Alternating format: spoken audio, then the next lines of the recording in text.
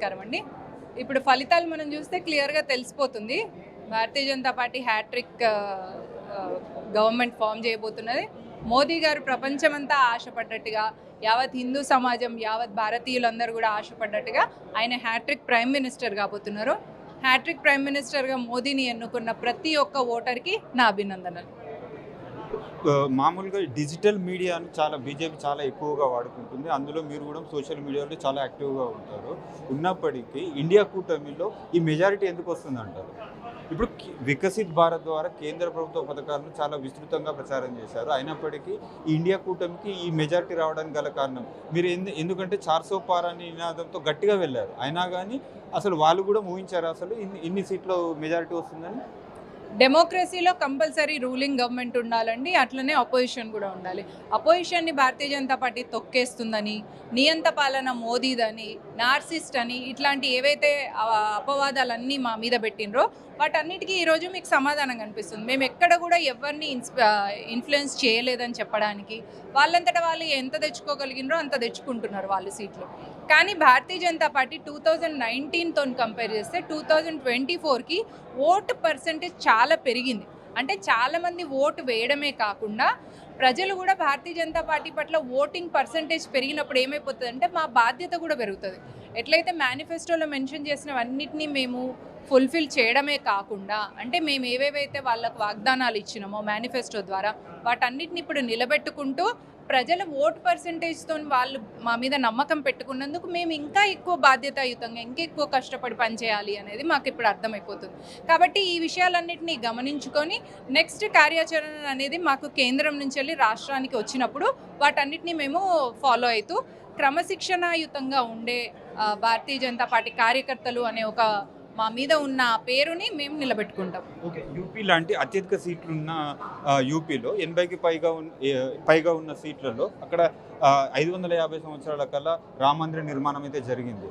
అయినప్పటికీ కూడా ఇంకా సీట్ల సంఖ్య పెరగాలి కానీ తగ్గుతూ వచ్చింది. ఇండియా కూటమికి పెరిగింది. అంటే ఈ మైనారిటీ ఓటింగ్ అనేది ఇండియా కూటమికి వెళ్ళిందంటారు? మైనారిటీ ఓటింగ్ 100% ఎట్లాగో వాళ్ళకే వెళ్తుందండి. ఎందుకంటే వాళ్ళు ముస్లింల మనోభావాలు దెబ్బతీయించడమే కాకుండా వాళ్ళను రెచ్చగొడుతుంటారు అనమాట. హిందూ మనోభావాలను దెబ్బతీస్తూ ముస్లింలను రెచ్చగొట్టడం, ఎవరికి పట్ల భారతీయ జనతా పార్టీ వైపుకి నెగటివ్ ప్రచారం చేయడం. ఇప్పుడు యూనిఫామ్ సివిల్ కోడ్ అనే విషయం ఒక్కటి చూడండి. ఇప్పుడు ఇంట్లో 2 పిల్లలు ఉన్నప్పుడు ఇద్దరి పట్ల సేమ్ బిహేవియర్ ఉండాలి, ఇద్దరికి ఏది ఇచ్చినా కూడా సమానంగా ఇవ్వాలి. అప్పుడు ఏమవుతుంది, 2 పిల్లల మధ్యలో సఖ్యత అనేది ఉంటుంది, ఇద్దరికి అండర్స్టాండింగ్ కూడా ఉంటుంది. అట్లా కాకుండా ఒకరిని ఎక్కువగా ఒకరిని తక్కువగా చూసినప్పుడు ఇద్దరి మధ్యలో విద్వేషం అనేది సహజంగా ఉంటుంది. అదే కాంగ్రెస్ గవర్నమెంట్ 70 సంవత్సరాల నుంచి అదే విద్వేషం హిందూ ముస్లింల పట్ల తీసుకొచ్చి ముస్లిం పర్సనల్ లా అనేది వేరేగా, హిందూ కోడ్ సెక్యులర్ అనేది ఎందుకు తీసుకొచ్చారు? అసలు రాజ్యాంగంలో ఉందా ఈ సెక్యులర్ అనే పదం? సెక్యులర్ అనే విషయం గురించి ఏంటిదంటే ప్రపంచవ్యాప్తంగా వేరే దేశాలలో సెక్యులర్ అనే దానికి వేరే మీనింగ్ ఉంటుంది, భారతదేశంలో సెక్యులర్ అనే దానికి వేరే మీనింగ్ ఉంటుంది. ప్రపంచంలో మీరు ఎక్కడ చూసినా కూడా సెక్యులరిజం అనేది ఉన్నప్పుడు ప్రతి ఒక్క పౌరుడు, అది ఎవరైనా ఏ కులం ఏ మతం వాళ్ళైనా కూడా సమానమైన హక్కులు ఉంటాయి, బాధ్యతలు ఉంటాయి. కానీ భారతదేశంలోకి వచ్చేసరికి సెక్యులర్ అనే పదానికి కొత్త మీనింగ్ తీసుకొచ్చింది కాంగ్రెస్ ప్రభుత్వం. ఏంటిది ఆ సెక్యులర్ అనే మీనింగ్ అంటే హిందువుల మనోభావాలు దెబ్బతీయడం సెక్యులరిజం భారతదేశంలో, ముస్లింలను అపీస్ చేయడం సెక్యులరిజం భారతదేశంలో, హిందువుల స్వాభిమానాన్ని ఎట్లయినా కూడా నిలబెట్టి ఎలాంటి పనులు చేయకపోవడం సెక్యులరిజం, ముస్లింలను అపీస్ చేస్తూ వాళ్ళకి ఎక్స్ట్రా అంటే రిజర్వేషన్లు వాళ్ళకి పెంచడం అట్లాంటివి చేయడం అనేది భారతదేశంలో ఉన్న సెక్యులరిజం. మీరు భారతదేశంలో ఎకనామిక్ వీకర్ సెక్షన్ల కింద తీసుకురండి, టాలెంట్ ఉన్న వాళ్ళకు రిజర్వేషన్ ఇవ్వండి. అట్లా ఇచ్చినప్పుడు ఏమైపోతుంది, ఎకనామిక్ వీకర్ సెక్షన్లో ఉన్నప్పుడు హిందూ ముస్లిం అని చూడరు, వాళ్ళకి ఎంత ఇన్కమ్ వస్తుంది అనేది చూస్తారు, దాని నుంచి ఇవ్వాలి.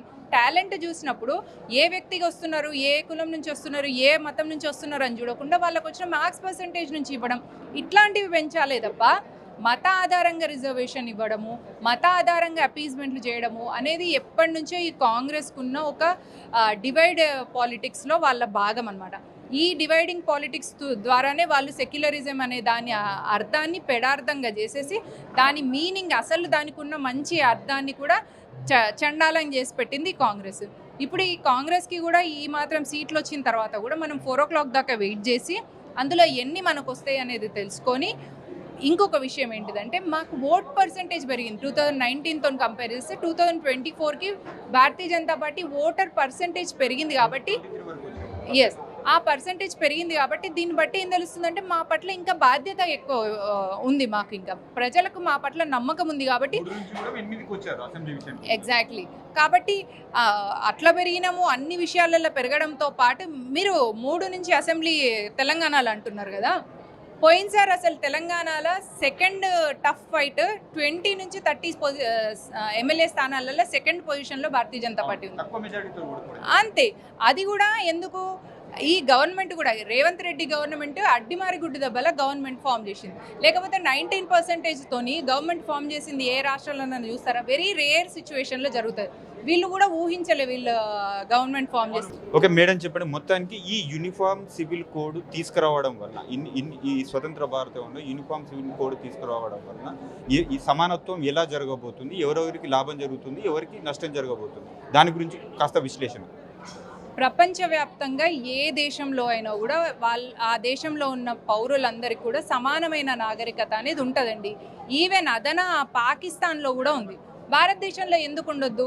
ఎందుకు భారతదేశాన్ని 1947 తర్వాత ఇస్లాం దేశం చేయాలని అనుకున్నారా? చేయలేకపోతున్నందుకు బాధన ఏంది? అసలు యూనిఫామ్ సివిల్ కోడ్ రావడం వల్ల లాభం ఏం జరుగుతుంది అంటే, ఫస్ట్ థింగ్ ఏముంటుంది అంటే హిందూ ముస్లింకి మధ్యలో భేదం ఉండదు, యూనిఫామిటీ వచ్చేస్తుంది. ఇద్దరు కూడా భారతీయ పౌరులుగా మిగిలిపోతారు, ఇద్దరికి కూడా సమాన హక్కులు ఉంటాయి. మీరు ఒక మైనారిటీ అనే విషయంగా వాళ్ళకి ఎక్కువ హక్కులు ఇస్తాము అని అంటే, మరి ముస్లింల కంటే కూడా తక్కువ ఉన్న వాళ్ళు ఉన్నారు కదా, మైనారిటీస్ ఉన్నాయి కదా, పార్సీలు ఉన్నారు, వేరే వాళ్ళందరూ ఉన్నారు, మరి వాళ్ళకు కూడా ఇవ్వాలి అంటే ఇట్లా ఇచ్చుకుంటూ పోతే దేశం ఎప్పుడు డెవలప్ కావాలి? దేశం డెవలప్ కావాలి అన్నా, అభివృద్ధి చెందాలి అన్నా కూడా ప్రజలందరికీ సమానంగా హక్కులు, ప్రజలందరికీ సమానంగా బాధ్యతలు అందించడం అనేది ముఖ్యంగా మనం చూసుకోవాలి. ఎట్లయితే మనము సమానమైన హక్కులు ఇస్తామో, మీరు ఇంకా చిన్న విషయం చూడండి, ముస్లిం పర్సనల్ లా ముస్లిం మహిళలకు ట్రిపుల్ తలాక్ అనే శాపాన్ని పెట్టినప్పుడు భారతీయ జనతా పార్టీ ఆ ట్రిపుల్ తలాక్ని బ్యాన్ చేసేసి వాళ్లకు సేఫ్ అండ్ సెక్యూర్ మ్యారిటల్ లైఫ్ని ఇచ్చింది. మరి ఇట్లా safe and secure marital life ఇయ్యలేకపోయింది కాంగ్రెస్. ఎందుకు అంటే కాంగ్రెస్ మైనారిటీ అపీస్మెంట్ మీదనే ఫోకస్ చేస్తుంది కానీ డెవలప్మెంట్ గురించి ఫోకస్ చేయదు. ఇప్పుడు ట్రిపుల్ తలాక్ అని చెప్పేసి ఒక ముస్లిం భార్యకు ఒక ముస్లిం భర్త విడాకులు ఇచ్చేసి ఆమెను రోడ్డు మీద వదిలేస్తే ఆమె పిల్లల భవిష్యత్తు ఏం కావాలి? దాన్ని బట్టి ఏమైపోతుంది, పిల్లలకు సిస్టమ్ పట్ల నమ్మకం ఉండదు, ఆ పిల్లలు రేపు యాంటీ సోషల్ ఎలిమెంట్స్గా తయారవుతారు. ఇట్లా అవ్వొద్దని చెప్పేసి ట్రిపుల్ తలాక్ని బ్యాన్ చేసి ప్రతి ముస్లిం ఉమెన్కి కూడా ఉన్న పిల్లలకి సేఫ్ ఫ్యామిలీని అందించడం వల్ల వాళ్ళు రేపు బాధ్యతాయుతమైన పౌరులుగా ఉంటారు. మరి రేపు వాళ్ళు బాధ్యతాయుతమైన పౌరులుగా ఉండాలి అంటే సమానమైన నాగరికత తీసుకురావాలి. హిందువులకు ఏవైతే హక్కులు ఉన్నాయో అవి ముస్లింలకు ఇవ్వాలి, ముస్లింలకు ఏవైతే హక్కులు ఉన్నాయో అవి హిందువులకు ఇవ్వాలి. భరతమాత బిడ్డలు అనుకున్నప్పుడు ముస్లిం హిందూ అని ఎందుకు చూస్తాం? ప్రతి భారతీయుడు భరతమాత బిడ్డ అయినప్పుడు ప్రతి ఒక్కరికి సమానంగా ఉండాలి. దాన్నే యూనిఫామ్ సివిల్ కోడ్ అంటారు. ఓల్డ్ సిటీ పరిస్థితి ఏంది అసలు? ఓల్డ్ సిటీ అని ఒక్క ప్లేస్ని చూడడం కరెక్ట్ కాదండి. మొత్తం 500కు పైగా అభ్యర్థులు నిలబడ్డారు భారతీయ జనతా పార్టీ నుంచి. ఎవరెవరు ఎందుకు ఓడిపోయారు, ఏ పనులు వాళ్ళు చేయలేకపోయినరు, ప్రజల మద్దతుని ఎందుకు కూడబెట్టలేకపోయారు? ఎందుకంటే ఈసారి 24 ఎలక్షన్స్, లోక్సభ ఎలక్షన్ మొత్తం కూడా మోదీ మేనియాతోని, మోదీ వేవ్తోనే నడిచింది. మోదీ వేవ్తోనే మొత్తం ఈ సీట్లన్నీ వచ్చినాయి. ఎవరు ఇంకా వేరే ఫేస్ లేకుండా మోదీ చరిష్మా అంతా ఉండిపోయిందనమాట. సో ఈ చరిష్మాని తీసుకొని ఎంతమంది నిలబెట్టుకున్నారు, ఎంతమంది నిలబెట్టుకోలేకపోయారు, దాని తర్వాత మనకి ఎంత ఓట్ పర్సంటేజ్ వచ్చింది, ఎంత ఓట్ పర్సంటేజ్ రాలేదు, అందులో ఎన్ని పోలరైజ్ అయినాయి, ఎన్ని పోలరైజ్ కాలేదు, ఇవన్నీ సమీకరణాలన్నీ మనకు 4 o'clock అయితే క్లియర్గా తెలుస్తుంది. కాకపోతే ఇప్పుడు ఏంటిది అంటే అందరికీ క్లియర్గా హ్యాట్రిక్ ప్రైమ్ మినిస్టర్గా నరేంద్ర మోదీ గారు ఉండబోతున్నారు. హ్యాట్రిక్గా అంటే కంటిన్యూస్గా 3 times గవర్నమెంట్ ఫామ్ చేసినందుకు భారతీయ జనతా పార్టీ చరిత్రలో ఒక రికార్డును సృష్టించింది, నో డౌట్. అందులో మిగతా సమీకరణాలన్నింటినీ కూడా మేము క్యాల్కులేట్ చేసుకొని ముందుగా ఏం కార్యాచరణ చేయబోతున్నామో అనేది కేంద్రం నుంచి మాకు ఇన్స్ట్రక్షన్స్ వచ్చిన తర్వాత రాష్ట్ర ప్రజలందరూ, జిల్లా ప్రజలందరూ, ప్రతి కార్యకర్త కూడా వాటిని ఫాలో అవుతాం. రెండు తెలుగు రాష్ట్రాల్లో చూసుకున్నట్టయితే కూటమికి ఎన్డీఏకు వన్ సైడ్గా అక్కడ ప్రజలు తీర్పు ఇచ్చారు. ఇక్కడ మాత్రం బీజేపీ వర్సెస్ కాంగ్రెస్గా నడిచింది. అంటే ఇప్పటికీ తెలంగాణ ప్రజలు ఆ గ్యారంటీ స్కీమ్ల పైన నమ్మకంగా ఉన్నారంటారా? ఒకవేళ రేవంత్ రెడ్డి గ్యారంటీ స్కీమ్ల పైన నమ్మకం ఉండేది ఉంటే 17కి 17 సీట్స్ రావాలి కదా. హాఫ్ భారతీయ జనతా పార్టీ తీసుకొని వస్తుంది. అంటే గవర్నమెంట్లో ఉన్నాక కూడా కాంగ్రెస్ని బీట్ చేయగలిగినాం. అంటే 8 సీట్స్ మేము ఇప్పుడే 8 తెలిసిపోయినాయి. నైట్ 4 o'clock వరకు డబుల్ డిజిట్ అయింది అనుకోండి, ఇంకా గొప్పే కదా. అంటే 8 మంది ఎమ్మెల్యేలతో ఉన్న మేము 8 కంటే ఎక్కువ ఎంపీలను తెచ్చుకున్నాము అంటే రేపు 2028లో మేము ఖచ్చితంగా గవర్నమెంట్ని ఫామ్ చేస్తాం తెలంగాణలో. 2028లో chief minister of Telangana Bharatiya Janata party అభ్యర్థే ఉండబోతున్నారు. ఇది మనకు క్లియర్గా కనిపిస్తుంది. ఓట్ పర్సంటేజ్ తెలంగాణలో పెరగడం ఒకటి, తెలంగాణ ప్రజలందరికీ కూడా భారతీయ జనతా పార్టీ పట్ల నమ్మకం ఉంది. ఎందుకంటే బీఆర్ఎస్ అనేది భూస్థాపితం చేశారు. రేవంత్ రెడ్డి గవర్నమెంట్ ఫామ్ చేసింది కూడా రేవంత్ రెడ్డి ఒక గొప్ప నాయకుడని, ఆయన లోపల ఉన్న నాయకత్వ లక్షణాలు చూసి ఆయనను గెలిపించుకోలేదు. బీఆర్ఎస్ మీద ఎంత అసహ్యం ఉందో ఆ అసహ్యం కాస్త రేవంత్ రెడ్డికి కలిసి వచ్చింది. ఆయన ఎంత ఓట్ పర్సంటేజ్తో గవర్నమెంట్ ఫామ్ చేసిండ్రు? 19% మాత్రమే. అది పెద్ద ఓట్ పర్సంటేజ్ కాదు. ఎందుకంటే మేము మిగతా చోట్ల 8 అసెంబ్లీ సీట్లు తెచ్చుకున్నా కూడా మిగతా చాలా చోట్లలో 25 నుంచి 30 స్థానాలలో మేము సెకండ్ టఫ్ ఫైట్ ఇచ్చినాం. దీన్ని బట్టి ప్రజలకు మా పట్ల నమ్మకం ఉంది అనేది క్లియర్గా తెలుస్తుంది. ప్రజలకు మా పట్ల నమ్మకం ఉంది కాబట్టి మేము ఇంకెక్కువ బాధ్యతాయుతంగా పనిచేస్తాం.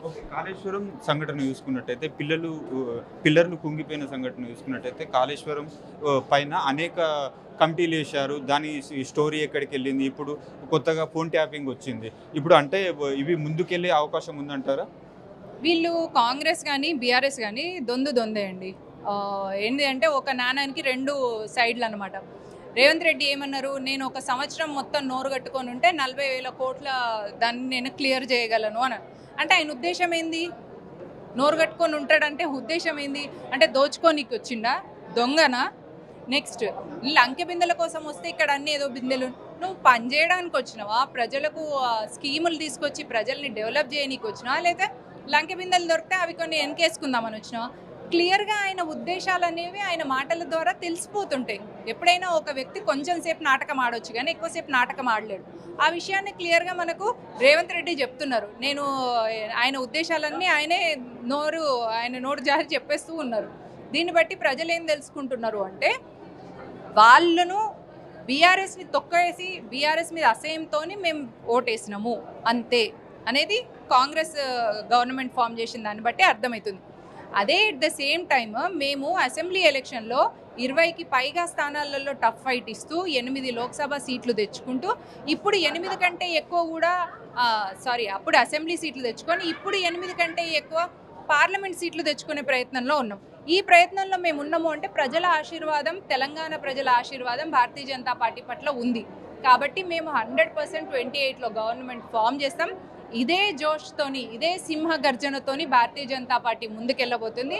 ఈ బురదలాగా వీళ్ళు ఎట్లయితే స్కాములు చేసిన కాంగ్రెస్ కానీ, స్కాములు చేసే ఈ బీఆర్ఎస్ కానీ, వీళ్ళ బురదలో మేము ఆ బురద అంటని కమలం పువ్వులాగా వికసించబోతున్నాం.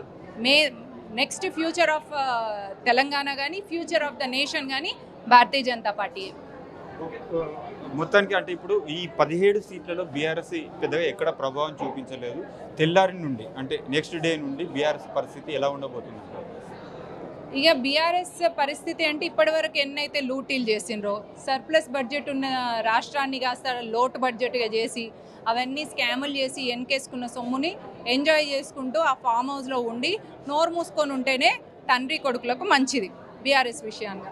ఇక కాంగ్రెస్ విషయానికి వస్తే వీళ్ళు ఏమైనా స్కాములు చేస్తామని, లేదా ప్రజలకు నీళ్ళు అందించకుండా, కరెంట్ అందించకుండా మేము వాటిని వేరే రాష్ట్రాలకు తరలిస్తామని కానీ కాంగ్రెస్ ప్రభుత్వం అనుకుంటే ఖబర్దార్. మేము ఇక్కడ ఎంపీ సీట్లు తెచ్చుకున్నాం, అసెంబ్లీలో ఎమ్మెల్యే సీట్లు తెచ్చుకున్నాం, అట్ ద సేమ్ టైం గణనీయంగా ఓట్ పర్సంటేజ్ని కూడా పెంచుకున్నాం.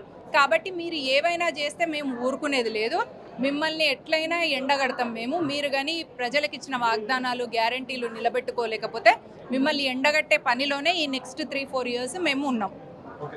Thank you madam.